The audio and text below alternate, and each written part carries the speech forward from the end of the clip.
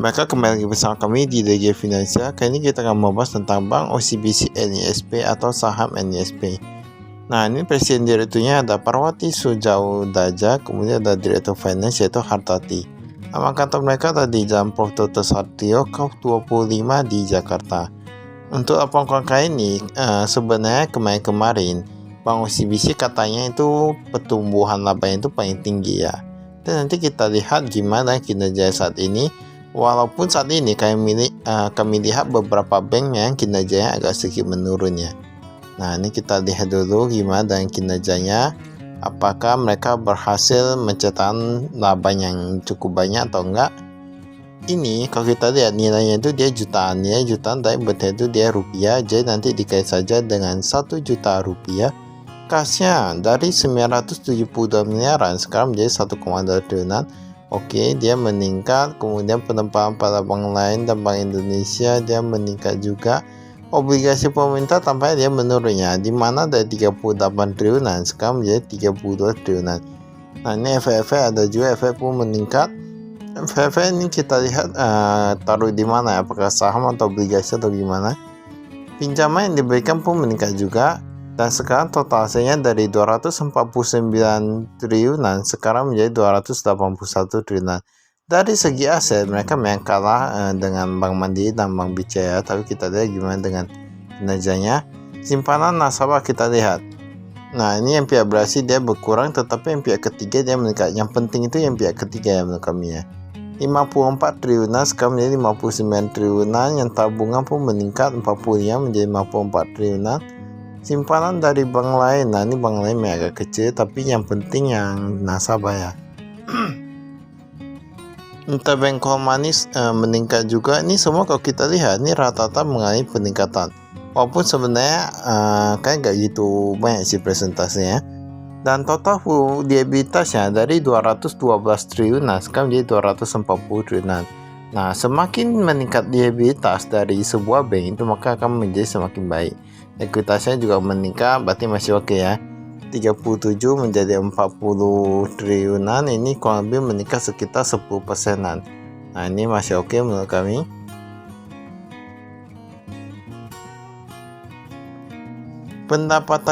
Pendapatan bunga. Nah, dari 15 triliunan sekarang menjadi 17 triliunan.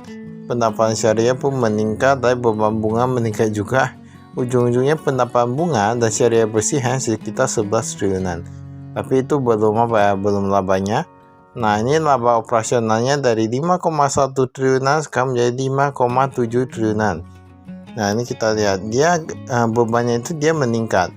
Jadi intinya pendapatannya dia meningkat tapi kayak gitu banyak. Sedangkan untuk yang lain-lain itu bebannya itu dia meningkat cukup banyak. Kita lihat rugi sesiklus saja sampai mencapai di 352 miliaran.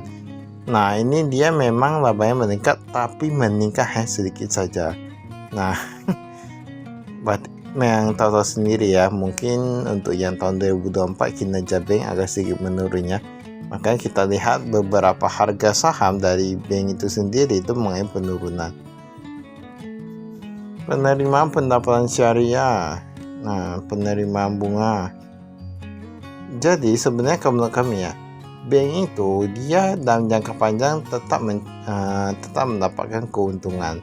Yang takutnya itu kalau rush ya, rush itu maksudnya kalau nilai tukar anjlok begitu dalam, kemudian semua orang takut dan sibuk-sibuk untuk menarik uang di bank. Nah, itu baru baru bahaya untuk sebuah bank.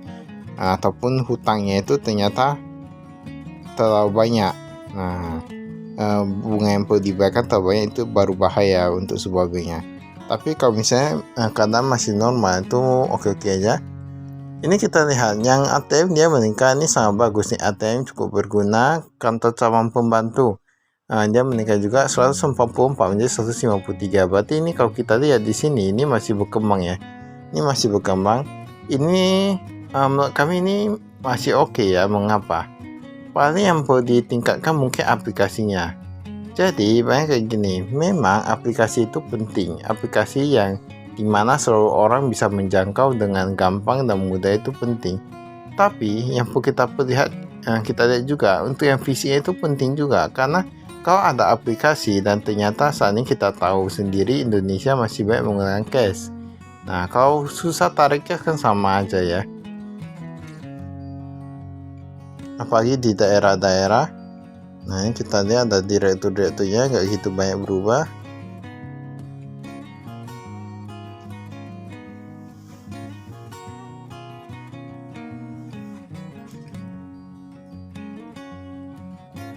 Ini kita skip. Tapi menurut kami ketika harga saham bank menurun dan kita tahu kinerjanya sudah pasti oke, nah itu share pun saya menurut kami nggak terlalu masih oke juga.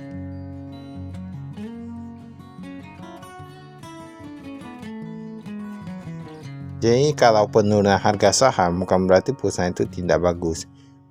Tapi mungkin dalam situasi tertentu dalam suatu waktu mereka agak sedikit menurun.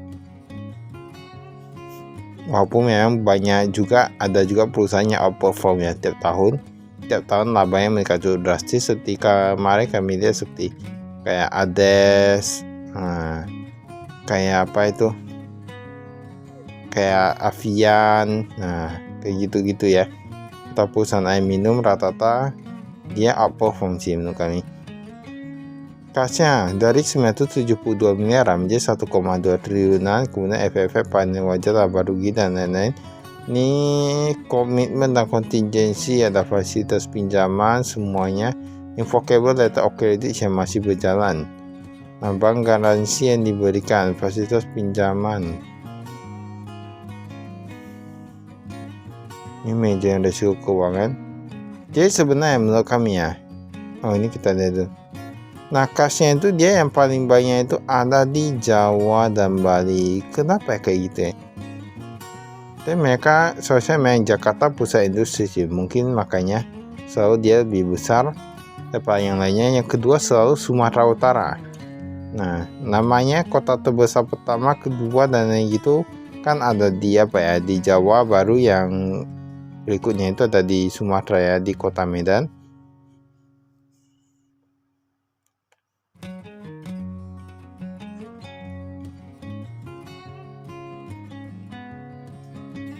Ini kita skip. Penempatan pada bank lain.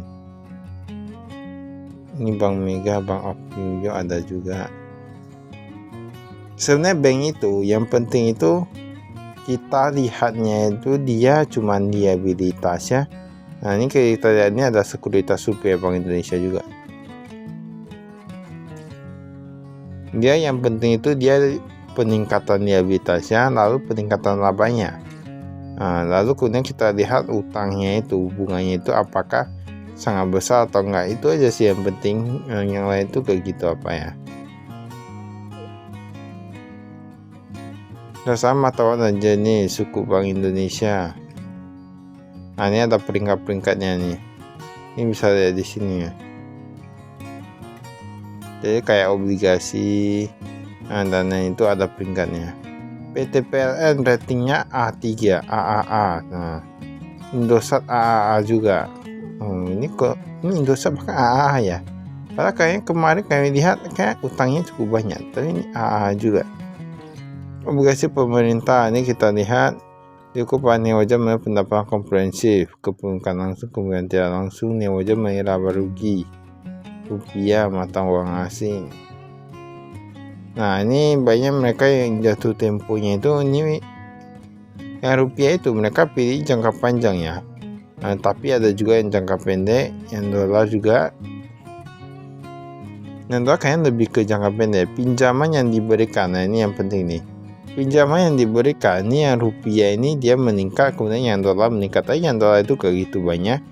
Paling dolar mungkin untuk yang batu bara ataupun yang banyak ekspor gitu-gitu ya. Ini ada euro, dolar Singapura juga.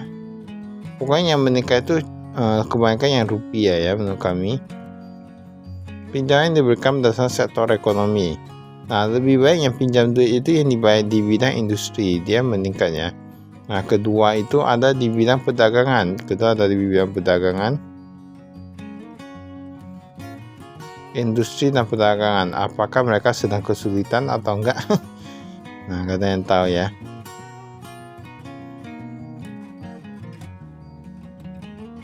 Tapi memang menurut kami ya, tiap bank itu dia berbeda-beda. Ada juga yang dia pinjamannya lebih baik diberikan kepada yang pertanian. Nah, ada juga yang kepada yang nelayan. Ada juga yang lebih banyak kepada bidang bidang batu, pertambangan gitu-gitu.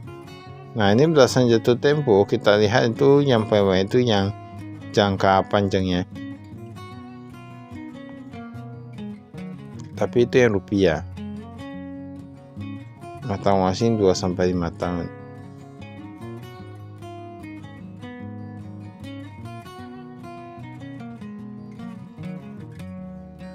Nah, pinjaman yang diberikan itu ada stake-nya. Ini bisa kita lihat, ini ada dijelaskan. Stake 1 transfer ke kerugian kredit ekspektasian 12 bulan. Nah, yang stake 2 yang kepada sepanjang umurnya. Stake 3 yang mengalami penurunan nilai, artinya udah mulai dianggap gak bisa bayar. Stake 4 perubahan bersifat exposure. Nah, ini kelima penghapusan nih. Tapi ini sampai stake 3 aja ya. Nah, itu nanti ada penghapusan. Jadi, nah inilah ibaratnya yang paling penting dari bank ini kami katakannya. Laba memang penting, tapi juga dilihat apakah pinjaman yang diberikan itu macet atau enggak. Ujung-ujungnya macet gak bisa dibayarkan, utangnya kan jadi apa ya? Uangnya kan melayang ya. Ibaratnya kita bilang tadi labanya berapa? Kita bilang labanya 5 triliunan. Laba 5 triliunan, tetapi ternyata kredit yang macet yang kemudian 2 tahun atau 1 tahun kemudian nggak bisa dibayarkan, itu kemudian dihapus sekitar 2 triliunan. Kan berarti sebenarnya laba yang sebenarnya itu kan cuma 3 triliunan. Nah, jadi itu perlu dilihat ya. Itu perlu dilihat, kita nggak bisa. Jadi makanya kita katakan untuk saham bank itu juga perlu dilihat dalam tarik panjangnya. Kita lihat 5 tahun, 6 tahun gitu ya. Karena kita bisa lihat sebenarnya dia labanya itu berapa. Dia kredit yang macet itu banyak atau enggak. Karena kalau kredit yang macet udah banyak itu udah agak susah. Nanti kasih pinjam nggak dibayar, nanti nggak kasih pinjam nggak dapat uang. Nah, kan gitu-gitu aja ya. Jadi perlu dilakukan manajemen keuangan. Ini asal tertanya bisa di sini. Sebenarnya terkadang menurut kami manajemen keuangan itu, risk management itu, resiko manajemen resiko itu, dia paling penting itu di yang perusahaan seperti bank. Yang menurut kami ya. Kalau yang lain-lain itu gak gitu penting sih. Aset lain-lain kita lihat, piutang penjualan FFV yang masih harus diterima, tagihan transaksi letter of credit, tagihan transaksi ATM. Ini piutang bunga, term deposit, falas, devisa. Mungkin masyarakat Indonesia masih berpikir bahwa deposito itu hanya bisa di rupiah. Deposito itu bisa di dalam bentuk mata uang asing juga ya. Berdasarkan mata uang dan jenis kita lihat, giro, tabungan, deposito berjangka. Ini simpanan nasabahnya, ini dia yang meningkat itu semua rata-rata meningkat sih. Giro, tabungan, dan deposito semua rata-rata meningkat. Tapi yang mata uang asing ini, dia yang giro itu dia menurun, dan tabungan dan deposito berjangka dia meningkat.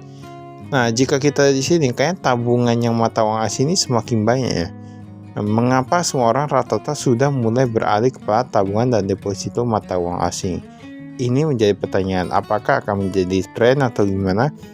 Nah, mungkin karena dari udah dulunya mereka selalu berpikir bahwa mata uang asing nilainya akan semakin meningkat, rupiah selalu melemah. Bisa dilihat dari kenaikan US dollar dalam 10 tahun terakhir. Nah, inilah yang menjadi PR, gimana agar rupiah itu terus menguat, rupiah tidak melemah. Nah, seharusnya Indonesia kalau terus membangun nanti bisa menjadi Indonesia emas. Nah, itu mungkin rupiah akan menjadi tinggi ya, kuat nilainya gitu ya. Tapi yang kalau kita lihat rata-rata sudah mulai bergerak gimana depositonya itu taruh dalam bentuk mata uang asing, kasnya itu taruh dalam bentuk mata uang asing. Walaupun jika taruh dalam mata uang asing yang kami tahu yaitu bunganya lebih besar daripada yang rupiah. Nah, itu biayanya lebih besar. Kan dia hitungnya pakai dolar. Tapi nggak tahu juga ya. Itu tergantung pribadi masing-masing, tergantung kenaikannya gimana. Ini kita lihat paling dipegang oleh OCBC Overseas Investment Pty Ltd. Nah, salah satu alasan mengapa kami mengatakan bahwa Bank OCBC ini kan dia memang ada saham di Indonesia, tetapi ini kan Bank OCBC ini kan internasional ya. Kalau seperti Bank BCA itu kan cuma dia pusatnya di Indonesia, Bank Mandiri pusatnya di Indonesia, jadi itu kayak induk usaha. Kalau ini kan udah kayak cabang mungkin ya kalau kita katakan, tapi tergantung masing-masing. Ini pendapatan bunga dan syariah. Pinjaman yang diberikan mereka dapat 12 triliunan dari 11 triliunan dan lain-lain. Tapi tren yang itu ya, tren yang dimana sekarang mulai deposito dan kasnya itu sudah mulai balik ke mata uang asing. Kita lihat nanti ke depannya itu dimana. Nanti kita lihat juga dalam bank-bank lain apakah semua masyarakat rata-rata menyimpan di bank itu mulai melakukan tren yang sama. Ini tren 2024 hingga 2025.